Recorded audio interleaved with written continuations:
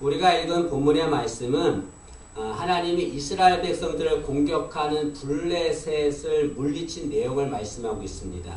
이스라엘 백성들이 자신들을 공격해오는 블레셋을 하나님 물리쳐 주셨어요.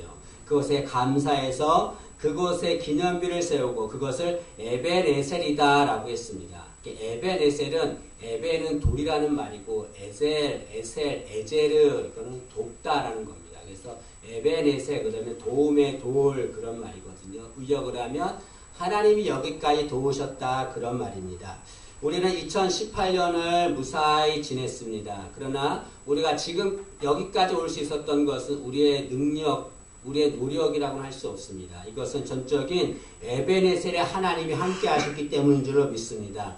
지금 우리와 함께 하시고 우리를 도우셨던 하나님 2019년도에도 우리를 도와줄 줄로 믿습니다.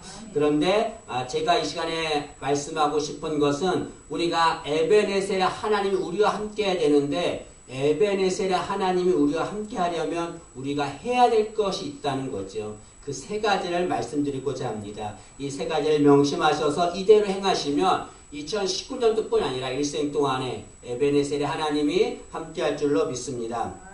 첫째로 에벤에셀의 하나님이 함께하려면 하나님만을 섬겨야 합니다. 사무엘상에 보면 이스라엘 백성들이 블레셋의 언약궤를 빼앗깁니다. 그럼 언약궤는 하나님을 상징하는 거죠. 블레셋에게 언약궤를 빼앗겼다고 하는 것은 그 빼앗긴 기간 동안에 하나님을 섬기지 못했다는 것을 말씀합니다. 언약궤를 빼앗긴 이스라엘 백성들은 그 빼앗긴 기간 동안에 블레셋의 지배를 받았습니다. 그것은 뭘 말합니까? 하나님을 섬기지 않는 자는 누구의 지배를 받는다는 거죠? 사탄의 지배를 받는다는 것을 말씀하고 있습니다. 우리는 하나님만을 섬겨야 합니다. 그래야 에벤에셀 하나님이 우리와 함께 할 줄로 믿습니다. 그런데 하나님을 섬기기 위해서 해야 될 것이 있습니다. 이거를 하지 않으면 하나님을 온전히 섬길 수가 없습니다. 그것은 우상을 제거하는 겁니다. 이스라엘 백성들은 하나님께 선택받은 선민이었습니다. 선민이었음에도 불구하고 그들은 하나님을 섬기지 않았습니다. 제가 이 말을 하면 이스라엘 백성들이 반론을 제기할 겁니다. 아닙니다. 우리는 하나님을 섬겼습니다. 라고 반론을 제기할지 모르겠습니다. 그러나 이스라엘 백성들은 하나님을 섬기지 않았습니다. 그 이유가 무엇입니까? 그들은 우상과 하나님을 같이 섬겼기 때문에 그렇습니다. 여러분, 우상과 하나님을 같이 섬기는 그것은 하나님을 섬기는 것이 아닙니다. 왜냐하면 하나님을 우상과 같이 취급하기 때문에 그렇습니다. 하나님은 잡신이 아닙니다. 우상이 아닙니다. 우상과 하나님을 같이 섬기는 것은 절대로 하나님을 섬기는 것이 아닙니다. 여러분, 신앙은 이것도 저것도 믿는 것이 아닙니다. 신앙은 이것이냐 저것이냐를 결정하는 거예요. 다시 말하면 신앙은 하나님도 섬기고 우상을 섬기는 것이 아닙니다. 하나님과 우상 중 하나를 결정하는 겁니다. 누구를 결정해야 합니까?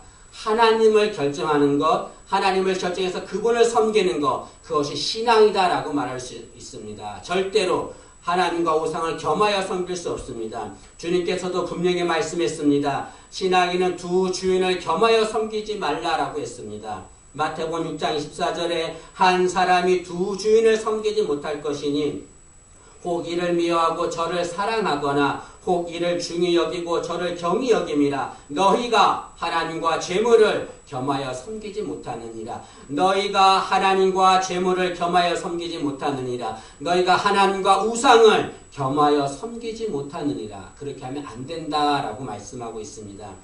에벤에셀의 하나님, 우리와 함께 하려면 하나님을 섬겨야 합니다. 그러기 위해서는 우상을 제거해야 되는 거죠.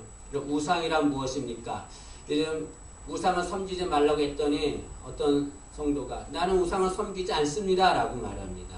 여러분, 여기서 말하는 우상은 눈에 보이는 우상, 눈에 보이는 것만을 말하지 않습니다. 무엇이 우상입니까?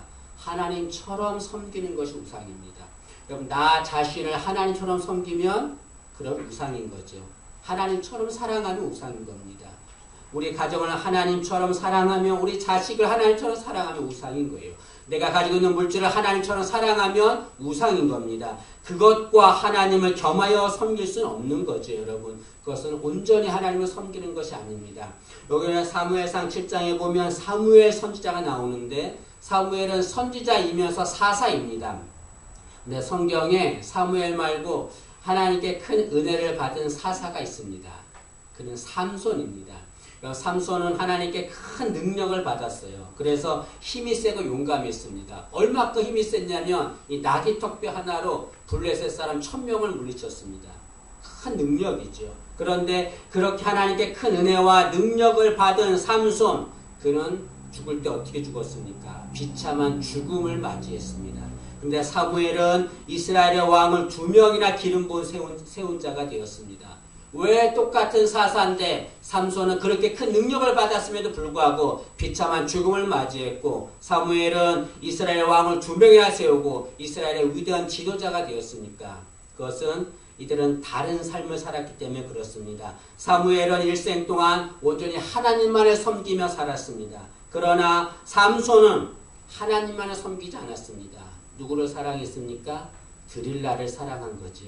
드릴라가 그의 우상이 된 겁니다. 삼손은 드릴라와 하나님을 같이 섬겼어요. 같이 사랑했습니다. 그것은 온전히 하나님을 사랑하는 것이 아닙니다. 나중에 삼손이 어떻게 됐습니까? 두 눈이 뽑혀서 블레셋의 노예로 끌려갔습니다. 면자 맷돌을 돌리는 하고 말았습니다. 나중에 비참한 죽음을 맞이했습니다. 여러분, 하나님을 섬겨야 합니다. 하나님을 섬기기 위해서 어떻게 해야 됩니까? 하나님보다 더 사랑하는 것, 우상을 제거해야 돼요. 그래야 하나님을 온전히 섬길 수 있고, 그런 자에게 에베네셀의 하나님이 함께할 줄로 믿습니다. 하나님을 섬기지 아니하면 하나님은 그와 함께하지 않습니다. 이 당시에 엘리 제사장이라는 사람이 있었는데 그에게 2 아들이 있습니다. 홈니와 비느하스입니다. 근데 이들은 하나님을 제대로 섬기지 않았어요. 그래서 블레셋에게 불행한 죽음을 당했습니다. 그런데 이 비느하스의 아내가 고통 중에 아들을 낳았어요. 아들을 낳았는데 그 아내가 그 아들의 이름을 뭐라고 지었냐면 이가봇이다 라고 지었습니다. 이가봇의 뜻이 무엇이냐면 하나님의 영광이 떠났다라는 뜻입니다. 우리 4장 21절 말씀을 좀 보겠습니다. 사무엘상 4장 21절에 보시면 이르기를 영광이 이스라엘에게서 떠났다 하고 아이 이름을 이가봇이라 하였으니, 비느하스의 아내가 아들을 낳았어요. 근데 그 아들의 이름은 이가봇이다 라고 했습니다. 하나님의 영광이 떠났다는 거죠. 왜 하나님의 영광이 떠났습니까? 하나님을 온전히 섬기지 않았기 때문에 하나님의 영광이 떠나는 거죠. 여러분, 신앙은 둘 중에 하나인 겁니다. 이가봇이냐 에베네셀이냐. 누구에게 이가봇이 임합니까? 하나님을 온전히 섬기지 못하면 이가봇인 거예요. 하나님의 영광이 떠나는 겁니다. 그러나 하나님을 온전히 섬기면 에베네셀이 되는 거죠. 하나님이 여기까지 우리를 도와준 줄로 믿습니다. 여러분, 우리에게 있는 우상, 그걸 제거하고 하나님만을 섬겨야 합니다. 이스라엘 백성들은 우상을 제거하고 하나님을 섬겼습니다. 7장 4절 말씀해 보시면 이에 이스라엘 자손이 바알들과 아스타롯을 제거하고, 우상입니다. 이것을 제거하고 여호와만 섬기니라 라고 말씀하고 있습니다. 이렇게 우상을 제거하고 여호와를 섬겼더니 하나님께서 이스라엘 백성들에게 에베네셀의 하나님으로 함께 했습니다. 여러분, 우리도 하나님보다 더 사랑하는 우상이 있다면 그것 제거하고 하나님을 섬기기를 원합니다. 그러면 에베네셀의 하나님이 우리와 함께할 줄로 믿습니다. 두 번째로 에베네셀의 하나님이 함께하려면 하나님께만 예배를 드려야 합니다. 사부의 선지자가 이스라엘 백성들에게 다 미스바로 모이라 라고 말했습니다. 이스라엘 백성들이 그 말을 듣고 다 미스바에 모였어요. 그 미스바에 모인 이스라엘 백성들이 뭘 했냐면 제사를 드렸습니다. 지금식으로 말하면 예배를 드린 거죠. 그렇게 예배를 드리자 하나님이 그들과 함께 하셨습니다. 하나님은 예배 받으시는 것을 좋아합니다. 얼마큼 좋아하냐면 너무나 좋아하세요. 그래서 하나님은 예배 드린 자를 너무나 사랑하십니다. 그리고 예배 드린 자와 늘 함께 하는 거죠. 여러분, 우리는 모두 다 인생이 성공하기를 원하고 있습니다. 그러나 신앙의 법칙이 있어요. 인생이 성공하려면 신앙이 성공해야 돼요. 신앙이 성공하려면 예배가 성공해야 합니다. 예배가 성공하면 신앙이 성공하고, 신앙이 성공하면 그 인생이 성공하는 겁니다. 다시 말하면 예배에 성공한 자가 인생에 성공한 자가 될 줄로 믿습니다. 여러분, 제 말씀을 믿으세요. 예배의 성공자가 되기를 원합니다. 하나님만을 섬기기를 원합니다. 하나님께만 예배 드려야 합니다. 그러면 우리 인생에 성공의 은혜가 임할 줄로 믿습니다. 그러나 하나님을 경시하고 하나님께 예배 드리지 않는 것, 하나님은 그것을 기뻐하지 않습니다. 좀 전에 엘리 제사장 얘기를 했는데요. 엘리 제사장이 두 아들이 있다고 그랬잖아요. 홈니와 비느하스라고 했습니다. 이들은 제사장의 아들이에요. 그러면 하나님 앞에 무엇보다 예배드리는 삶을 살아야 했습니다. 그러나 두 아들은 그렇게 하지 않았습니다. 하나님께 예배드리지 않고 하나님을 경시했습니다. 성막에서 일하는 여인들과 동침을 했습니다. 그리고 제사 제물을 마음대로 자신들이 갖다 다 먹었습니다. 하나님이 이 모습으로 분노하셨어요. 진노하셨습니다. 사무엘상 2장 30절에 이렇게 말합니다. 그들을 향해서 나를 존중히 여기는 자를 내가 존중히 여기고 나를 멸시하는 자를 내가 경멸하리라 라고 말했습니다. 홈리와 비느하스는 하나님을 존중히 여기지 않았습니다. 하나님을 경멸히 했습니다. 그리고 하나님께서 나도 그들을 경멸히 여기겠다라고 말합니다. 그리고서 뭐라고 그랬냐면 사무엘상 2장 34절에 내 두 아들 홈리와 비느하스가 한날에 죽으리니 그 둘이 당할 그 일이 내게 표징이 되리라. 하나님께서는 하나님을 경시한 하나님 앞에 온전히 예배드리지 아니한 홈리와 비느하스를 한날에 블레셋의 죽음을 맞게 했습니다. 여러분, 우리는 어떤 삶을 살아야 합니까? 하나님께 예배드리는 삶을 살아야 될 줄로 믿습니다. 중요한 것은 예배를 드려야 되는데 그냥 드리는 것이 아니라 진심을 다해서 드려야 한다는 거죠. 우리 6절 말씀을 보시죠. 6절에 보면 이스라엘 백성들이 하나님 앞에 제사를 드리는 장면이 나옵니다. 6절에 보시면 그들이 미스바에 모여 이스라엘 백성들이 미스바에 모여 물을 길어 여호와 앞에 붓고 그날 종일 금식하고 거기에서 이르되 우리가 여호와께 범죄하였나이다 하니라. 사무엘이 미스바에서 이스라엘 자손을 다스리니라. 이스라엘 백성들이 미스바에 모여 하나님 앞에 제사를 드렸어요. 그런데 어떻게 제사를 드렸냐면 여기 보니까 물을 길어 여호와 앞에 붓고라고 말합니다. 여기 물을 길어 여호와 앞에 부었다라고 하는 것은 실제로 물만을 부었다는 걸 말하는 게 아니에요. 이스라엘 백성들의 마음을 하나님께 쏟았다는 걸 말합니다. 다시 말하면 마음을 다해서 하나님 앞에 예배드렸다는 것을 말합니다. 여러분, 우리는 하나님 앞에 진심을 다해서 예배를 드려야 합니다. 이 말을 하면 어떤 분은 이렇게 말할지 모르겠습니다. 하나님 앞에 예배를 드리고 싶습니다. 진심을 다해서 예배를 드리고 싶은데 예배 드리기가 쉽지가 않습니다. 상황이 되지가 않습니다. 예배를 드리고 싶어도 이 상황 때문에 상황이 어려워서 방해가 돼서 예배를 드리지 못합니다. 라고 말한 사람이 있습니다.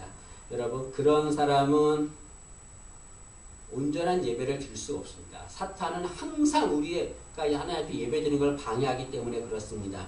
여기 이스라엘 백성들이 미스바에 모여서 제사를 드린다고 하자 이 소식을 블레셋 사람들이 들었습니다. 그러자 블레셋 사람들이 어떻게 했습니까? 이스라엘 백성들을 공격하러 옵니다. 여러분, 이 블레셋은 영적으로 사탄을 말하는 거죠. 우리가 하나님 앞에 예배 드리려고 하면 사탄은 그냥 두지 않습니다. 잘한다 예배 드리라 그렇게 하지 않습니다. 박수 치지 않아요. 어떠한 수단과 방법을 동원해서라도 사탄은 예배를 드리지 못하게 만듭니다. 때문에 상황 때문에 예배를 드릴 수 없어요 라고 하는 사람은 이미 사탄한테 패배하는 거죠. 여러분, 사탄이 아무리 방해를 해도 우리는 진심을 다해서 예배 자리로 나와야 합니다. 나오면 하나님 앞에 예배를 드릴 수 있는 거죠. 여러분, 나오지 않으면 절대로 예배 드릴 수 없는 겁니다. 어떠한 상황이 있어도 상황을 뚫고 예배 자리에 나온 우리가 되기를 간절히 원합니다. 진심을 다해서 예배를 드려야 합니다. 혹자는 이렇게 말합니다. 하나님은 큰 교회에서 예배 드리는 것만 받으신다라고 말하는 사람이 있어요. 어떤 사람은 아니다. 하나님은 작은 교회에서 예배 드리는 것만 받으신다라고 말하는 사람이 있습니다. 어떤 게 맞습니까? 하나님은 큰 교회에서 예배 드리는 걸 받습니까? 작은 교회에서 예배 드리는 걸 받으십니까? 하나님은 진실한 마음으로 드리는 예배를 받는 거죠. 큰 교회에서 드리건 작은 교회에서 드리건 장소는 하나님께 아무런 문제가 되지 않아요. 아무리 중요하지 않습니다. 하나님에게 정말로 중요한 것은 어떤 마음으로 예배 드리냐, 그것이 중요한 거죠. 여러분, 우리 예사람께 모든 성도님들 2018년도에 정말 열심을 다해서 하나님 앞에 예배 드렸습니다. 2019년도에도 예배 장소에 나와 하나님 앞에 진실한 마음으로 진심을 다 예배드리는 우리가 되기를 원합니다. 그럴 때 에베네셀의 하나님이 함께할 줄로 믿습니다. 세 번째로 에베네셀의 하나님이 함께하려면 하나님만을 의지해야 합니다. 좀 전에 얘기했듯이 이스라엘 백성들이 미스바에 모여서 제사를 지내자 블레셋이 공격하러 옵니다. 그렇게 공격하러 올 때에 세상적인 상식으로 한다면 그 블레셋과 싸워야 되잖아요. 그러려면 무기를 만들어야 합니다. 칼과 창을 만들어야 됩니다. 그리고 공격할 준비를 해야 돼요. 심지어는 다른 나라 사람들한테 도움을 요청해야 됩니다. 그러나 이스라엘 백성들 그렇게 하지 않았습니다. 칼과 창을 만들지 않았어요. 무기 만들지 않았고 다른 민족에게 도움을 요청하지 않았습니다. 이것은 뭘 말합니까? 이스라엘 백성들은 이 어려움 속에서도 세상 것을 의지하지 않았다는 거죠. 이스라엘 백성들은 블레셋이 공격해서 어떻게 했냐면 그들은 하나님께 부르짖었다라고 말합니다. 하나님께 부르짖었다고 하는 것은 하나님만을 의지했다는 것을 말합니다. 여기 부르짖었다라고 하는 것은 마음을 쥐어 짜듯이 기도했다는 걸 말합니다. 다시 말하면 간절하게 하나님을 의지했다는 것을 말하죠. 이스라엘 백성들이 간절하게 하나님의 도움을 의지하고 하나님을 의지하자 하나님이 그들에게 응답하십니다. 9절 말씀을 보시죠. 9절 말씀을 보시면 사무엘이 젖 먹는 어린 양 하나를 가져다가 온전한 번제를 여호와께 드리고 이스라엘을 위하여 여호와께 부르짖음에 여호와께서 응답하셨더라. 여기 블레셋이 공격해오자 세상 것 의지하지 않고 하나님만을 의지했습니다. 부르짖었더니 하나님이 응답하셨습니다. 하나님은 하나님께 부르짖는 자의 기도를 들으십니다. 하나님을 의지하는 자를 보십니다. 그리고 그게 응답하시는 거죠. 더 정확히 말하면 하나님은 우리가 의지하는 만큼 우리를 도와주시는 겁니다. 내가 얼마큼 의지하든지 내가 의지하는 만큼 하나님 우리를 도와주는 거죠. 우리는 하나님께 큰 은혜, 많은 도움받기를 원합니다. 그렇다면 그만큼 하나님을 의지해야 되는 거죠.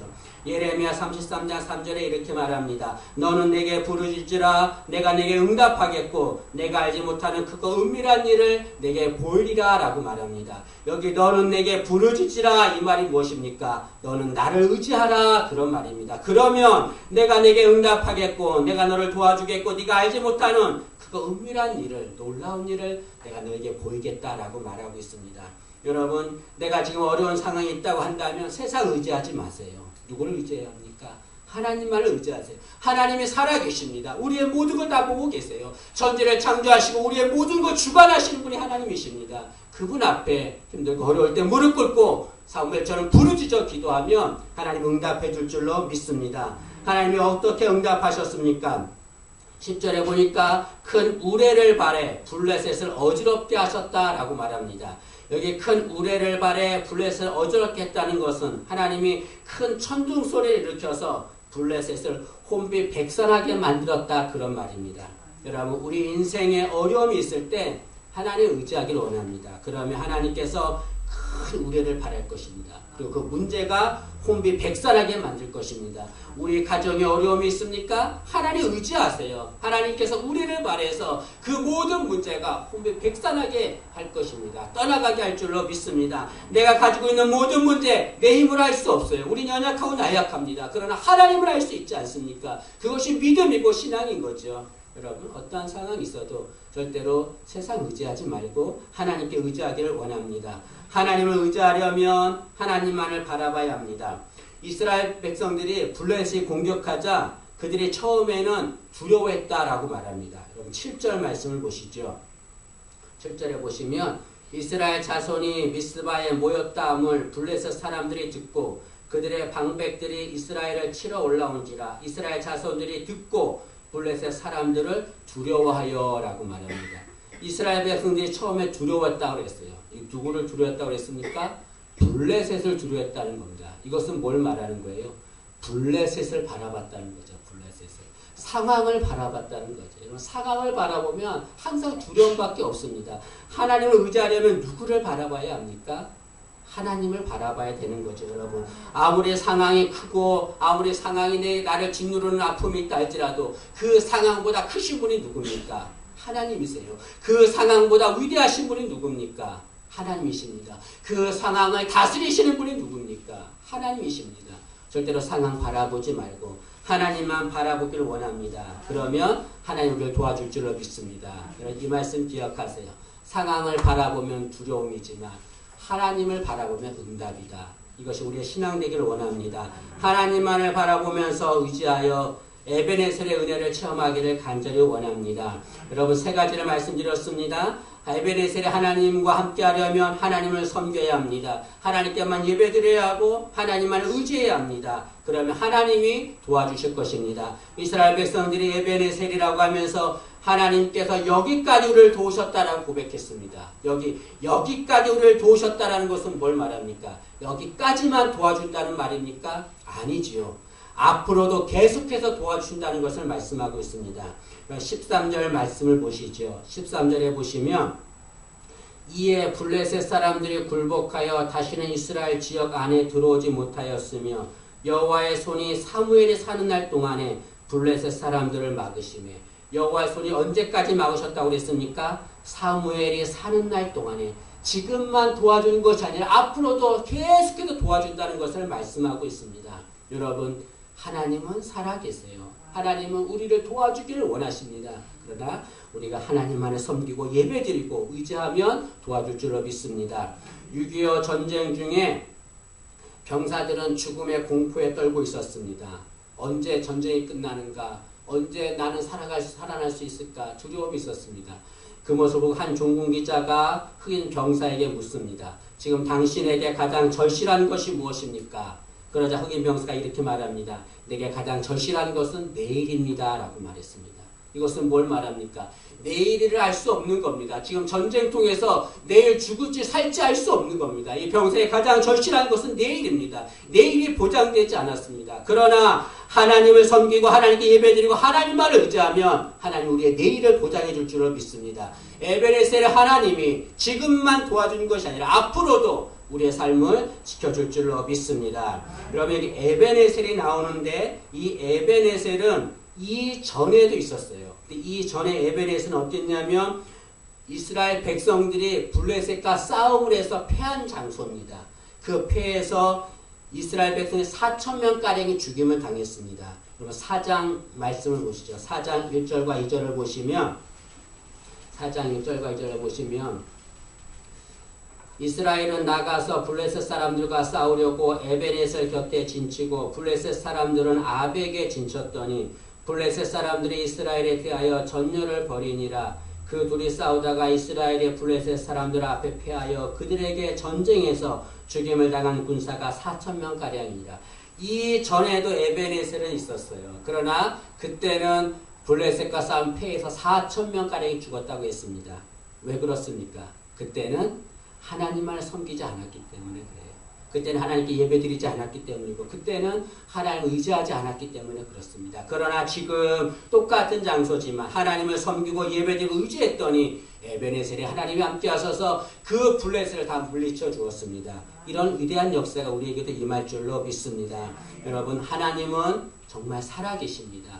두 눈을 시퍼렇게 뜨고 우리를 바라보고 계세요. 그 하나님의 도우심 에베네셀의 하나님의 은혜가 여러분에게 임하기를 원합니다. 그러기 위해서 하나님을 섬기고 예배드리고 하나님을 의지하는 우리가 되기를 간절히 소망합니다.